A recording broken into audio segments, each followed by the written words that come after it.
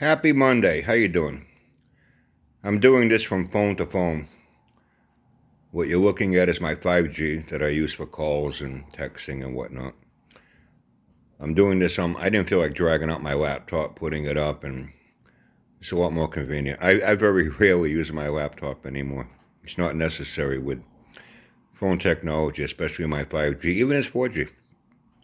When I switched to a 5G service, I bought a new 5G phone. All Samsungs, I love them.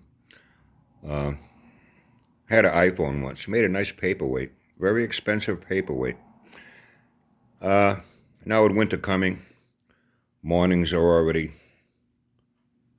sunrise is later, sunset is earlier.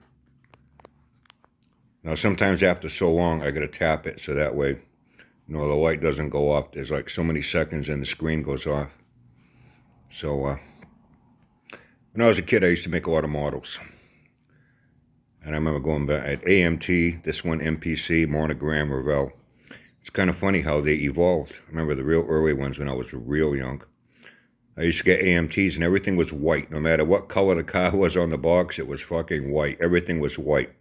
Even the tires were plastic, white plastic, and you had to glue both halves together and paint the fucking tires black. And my smoke eater just kicked on. And I had them all. I used to like Pro Stockers. I had the Sox and Martin Duster. For some reason I had a lot of Dusters. They were popular Pro Stockers. I had Butch Leo, California Flash, another guy, Don Carlton, the Motown Missile that later became the Mopar Missile, but it stayed the same colors, same car basically, a newer model year, I guess a different sponsor. I had funny cars. I had the Snake and Mongoose, Prudhomme, McEwen, the Hawaiian, Jungle Jim, the Blue Max. I used to like that Blue Max Mustang. And I had some dragsters. I had a Tommy Ivo dragster. I had a Galitz. It was when he had that new design. He had a canopy. He was a real innovator, even with rear engine. Although I think, from what I understand, Gene Snow kind of beat him to the rear engine. But Galitz is the one that perfected it and got it to win. And that new design, it had that canopy over the driver's cockpit. And it had that front nose on the body that was real small, looked like a snake viper head. Very small, tiny wheels. It even had like baby moon dish hubcaps on the rear and front wheels for aerodynamics so the air would flow around it instead of getting sucked into the deep dish wheel. Galitz was an innovator. And if models are any representation to the real cars, which they're usually pretty close, I guess due to losing some stability with a taller tire and a wider width on the front axle being so close together in such a small tire size, the passenger side wheel was a little behind the driver's wheel. They weren't exactly side by side. There was an offset. I guess that gave it a little more stability, I'm guessing. And anyway, and at that time he was being sponsored. I remember the decals, Super Shops. Super Shops, if I'm not mistaken, even Eddie Hill at one time with his yellow flying bananas. He had Super Shops on his car too for a while. He was a good racer. I liked Eddie Hill. He was cool. And I had them all, and they evolved, and then you started getting them, body color, but everything was now once again the same color. So at least you didn't have to paint the whole fucking body. Because back then as a kid, I didn't have the spray paints. Everything, a Tesla's model kit, 8, 9 colors, and everything was by brush, And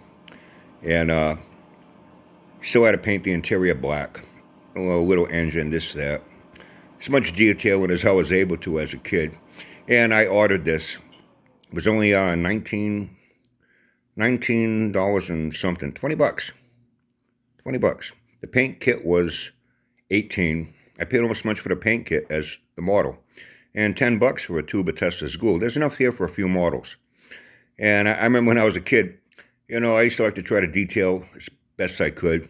The one thing I used to like to do is I used to take my mother's sewing thread and I'd get a little toothpick and put dabs of glue on where the spark plugs were in the heads, and I'd run the thread from there to the distributor. Naturally, they were not in the correct firing order. I just stuck them on that little plastic distributor, so at least it was running to something. And I remember asking her to buy yellow thread so I could make it look like Excel Yellow Jacket spark plug wires. Anyway, I said, fuck it, I haven't done this in a long time. So I got this. I'll see how it goes. If I don't embarrass myself too much, and it doesn't look like it was put together by a dyslexic crackhead or one of Sanford's pickle sniffers. I put it together as poorly as they fucking type. I'll see how it goes, and maybe I'll get another one and another one. Keep me busy over the winter. Give me something to do, and at the same time, it gave me some content for a Happy Monday video. So, according to the tracking on it, because it's coming from 3 different sources, I think the first that's going to arrive is going to be the paint kit, then the glue the following day, and this about 2 days later. So, I think by the 25th, see, it's starting to dim out already. By the 25th, this will be here. The paint and glue will already be waiting, and I'll fuck around with it.